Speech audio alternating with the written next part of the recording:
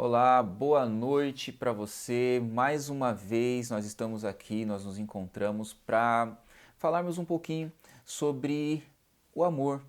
Durante essa semana nós estamos trazendo temas que são relevantes para a nossa vida, temas que mudam um pouco a nossa maneira de pensar em como nós amamos a Deus em primeiro lugar e também ao nosso próximo. Desde sábado nós estamos trazendo esse tema e hoje é o sexto tema que fala sobre adoração. Amar também é adorar. Há um tempo atrás, num noticiário de TV, mostrou a história de um jovem que, na sua cultura, ele teria que casar com uma outra jovem que ele nunca viu. Existem ainda algumas culturas que têm que traz isso de uma forma intensa. Você, por orientação da sua família, você deve casar com alguém que você não conhece. Esse jovem ele teria que passar por este processo. Porém, depois de um tempo morando em um país onde as coisas eram diferentes, a cultura diferente, ele voltou para o seu país e ele começou a se questionar a respeito desse costume.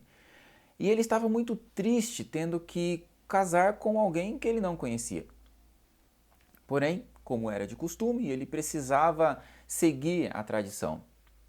Um dia, a sua futura esposa foi ao seu encontro. Ele foi esperá-la no aeroporto e triste, com a expressão um pouco triste, porque ele não a conhecia, tinha uma expectativa, a expectativa não era tão boa assim e havia uma expressão um tanto fechada da sua parte, porque ele não conhecia. Porém, ele ali esperando ela com um buquê de rosas na mão, quando ela entrou ali no saguão do aeroporto, ele ficou completamente deslumbrado, porque ela era muito linda. E ele olhando para ela mudou completamente a sua expressão. Bom, quando ele viu mudou tudo, não era mais tão terrível assim pensar em se casar com aquela jovem. O que mudou? Ele viu, ele a viu. Queridos, às vezes nós seguimos adorando a Deus de uma forma obrigatória. Nós adoramos a Deus por tradição, nós adoramos a Deus porque somos acostumados assim, porque os nossos pais adoram, porque foi assim que eu aprendi desde criança. Nós vamos na igreja de uma forma forçada, simplesmente porque isso é uma tradição de família, eu já estou acostumado com isso, então assim eu adoro a Deus. Somos como aquele jovem ali no aeroporto segurando as flores para Deus. Tentamos viver como santos porque sabemos que devemos, não porque nós fazemos isso com alegria. O que pode mudar? O que pode mudar tudo isso na nossa maneira de adorar a Deus? Quando nós olhamos para Deus. Quando nós olhamos para Deus, tudo muda.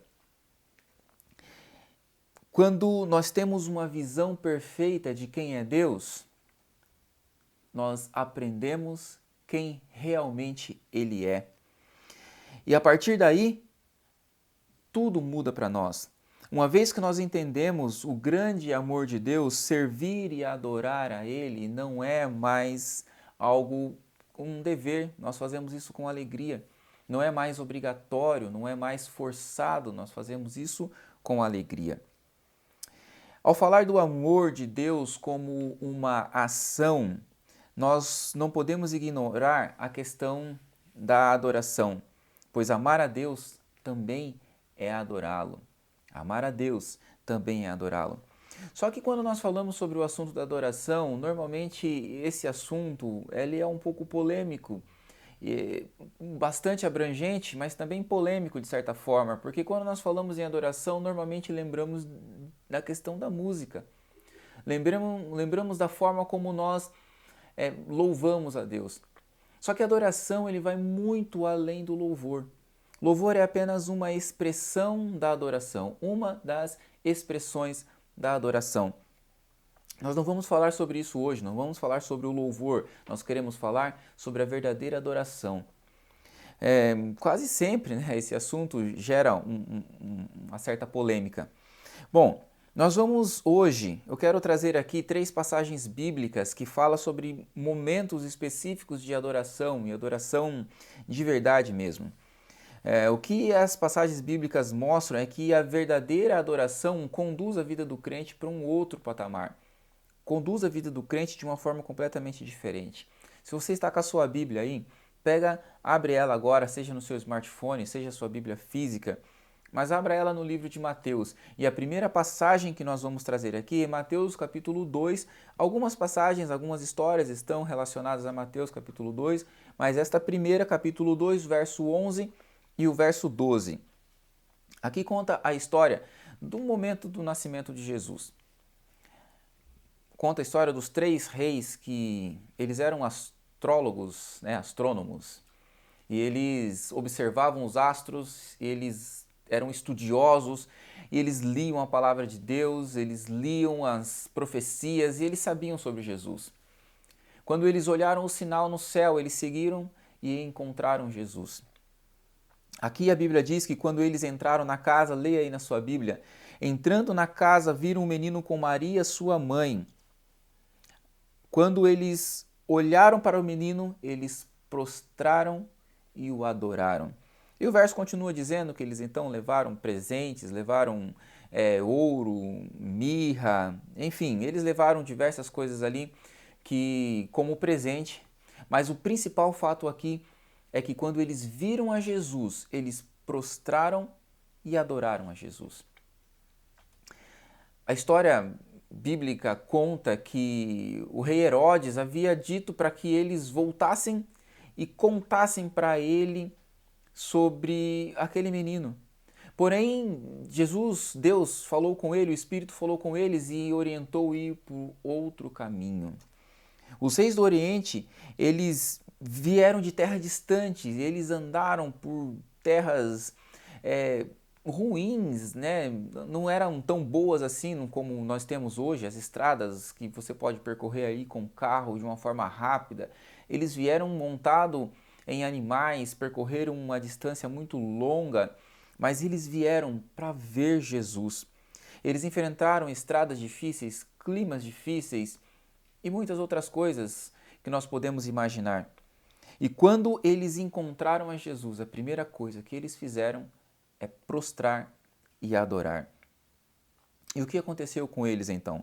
Talvez a história diz que eles seguiram por outro caminho. Sem querer forçar aqui a história, mas fazendo um paralelo com a vida do cristão quando tem um encontro com Jesus, é impossível você ter um encontro real com Jesus, adorar a Jesus e continuar seguindo pelo mesmo caminho que você sempre seguiu a sua vida inteira.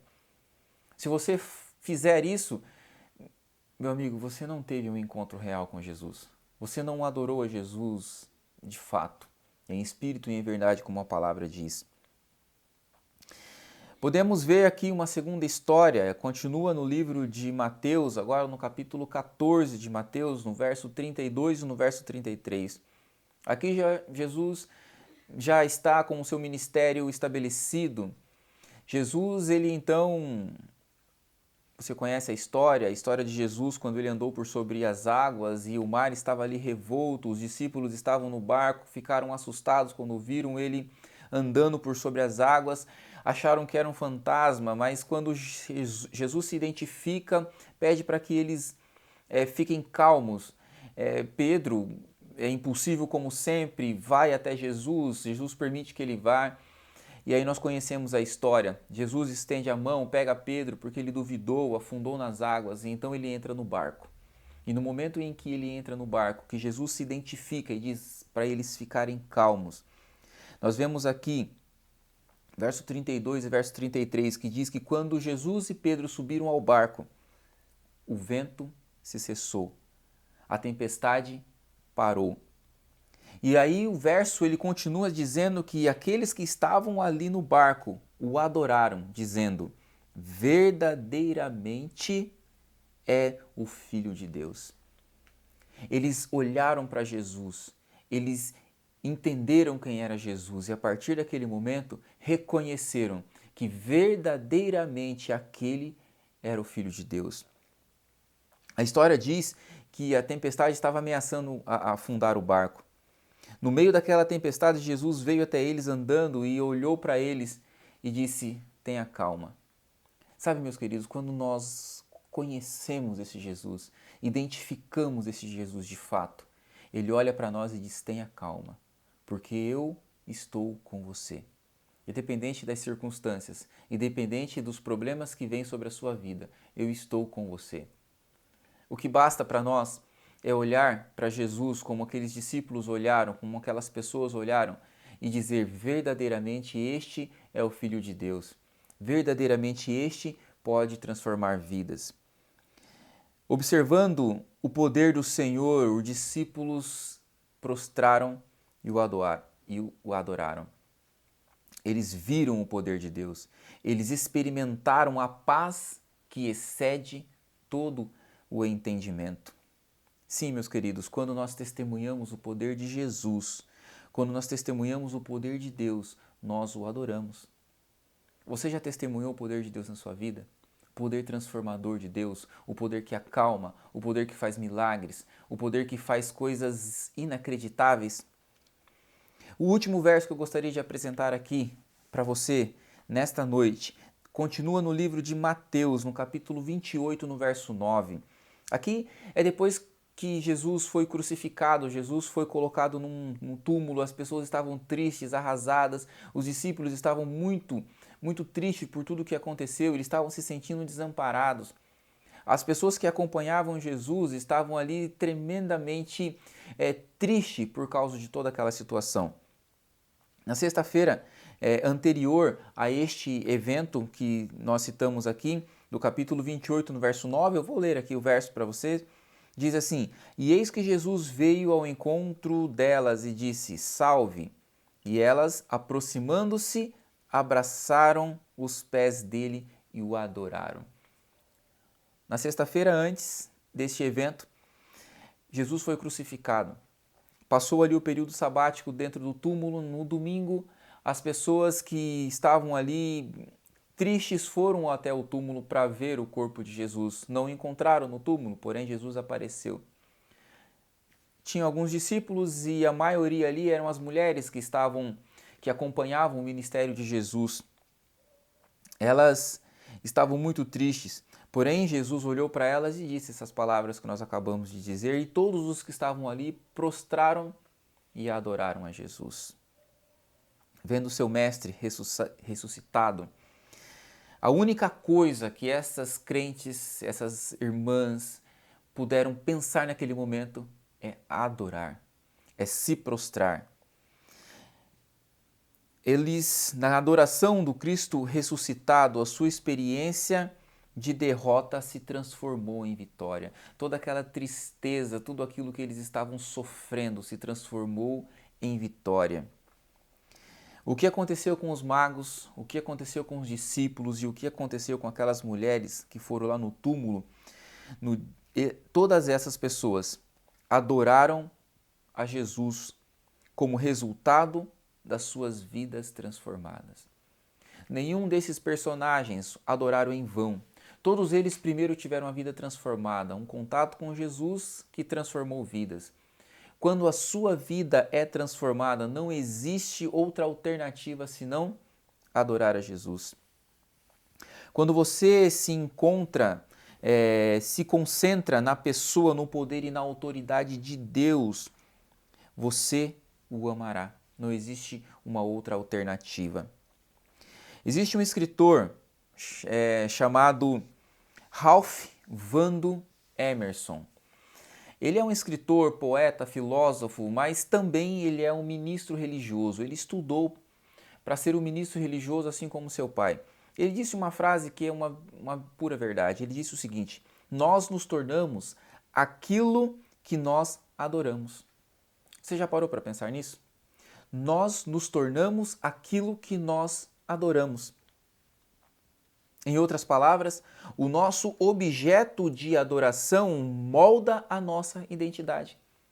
Sabe aquilo que você coloca à frente de Deus? Isso se torna a sua identidade. Aquilo que você coloca como algo principal na sua vida, pode ser o trabalho, pode ser a família, pode ser o seu estudo, enfim. O que você coloca em primeiro lugar na sua vida molda a sua identidade. Aquilo que você adora molda a sua identidade. Um dia, o grande cientista Charles Darwin, ele escreveu na sua autobiografia, ele diz assim: minha principal diversão e o meu único emprego ao longo de toda a minha vida tem sido o trabalho científico. Deste trabalho, ele acrescentou, nunca fico ocioso, pois é a única coisa que me torna ou que torna a minha vida suportável. Que declaração bonita! Ele dizer que a única coisa que torna suportável era aquele trabalho que dava prazer a ele. Bom, alguns anos depois, ele escreveu, aproximadamente 30 anos depois, ele escreveu o seguinte: a poesia me deu um grande prazer. Eu me deleitei muito com Shakespeare, mas agora por muitos anos é tão insuportavelmente entediante que me dá náusea. Minha mente parece ter se tornado uma espécie de máquina para moer leis gerais e partir de grandes coleções de fatos.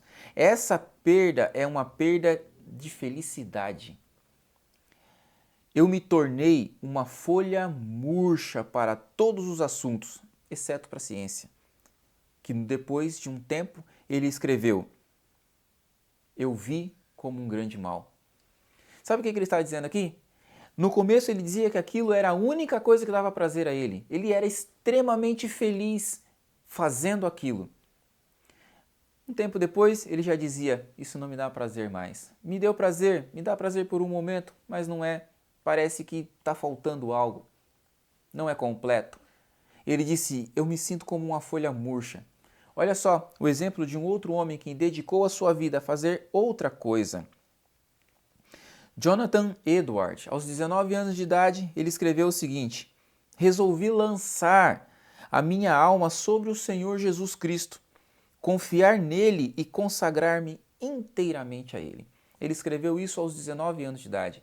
Muitos anos depois, Edwards, ele continuou fazendo o que ele fazia e ele escreveu o seguinte: ela, ou seja, a minha dedicação a Deus, a Jesus e as coisas dele, trouxe para minha alma pureza inexprimível, brilho, paz e êxtase.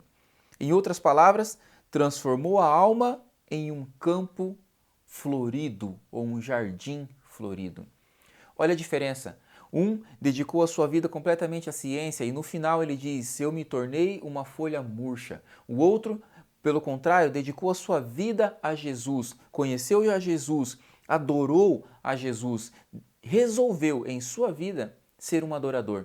E isso tornou ele como um jardim florido. Meu amigo, dois homens extremamente talentosos. Um se tornou uma folha murcha, o outro se tornou um jardim florido. O objeto da sua adoração moldou o tipo diferente de homens que cada um foi. O que eu quero dizer para você nesta noite é o que tem sido o objeto, o seu objeto de adoração. Como você tem lidado com a adoração na sua vida? Você tem colocado a adoração a Deus em primeiro lugar? Lembre-se das palavras que nós acabamos de dizer aqui do teólogo Ralph Waldo Emerson. Nós nos tornamos aquilo que nós adoramos. O que você tem adorado? A quem você tem adorado de fato? Será que é o seu emprego? Será que é aquele carro novo que você comprou e você gosta mais dele do que da sua família? Será que é aquele equipamento de última geração que você tanto queria e hoje você passa mais tempo com ele do que com a sua família? Será que é o seu trabalho? Será que, enfim, tantas outras coisas que poderíamos citar aqui. Mas o que eu quero dizer para você, o que você tem dedicado de adoração ao verdadeiro Deus? O quanto você tem dedicado de adoração ao verdadeiro Deus? Nunca se esqueça, o lugar de adoração principal é dentro do nosso coração. Louvor é uma expressão da adoração. A oração é uma expressão da adoração. Que a nossa expressão da adoração possa vir de um coração sincero e transformado a Deus. Que Deus te abençoe nesta noite. Que Deus possa te conduzir para a glória. Que você possa ter o coração, a vida completamente transformado para a honra e glória do nome do nosso Senhor Jesus Cristo. Que Deus te abençoe. Tenha uma ótima noite. E amanhã nos encontramos presencialmente na igreja. Eu quero orar com você antes de encerrar essa mensagem. Feche os seus olhos.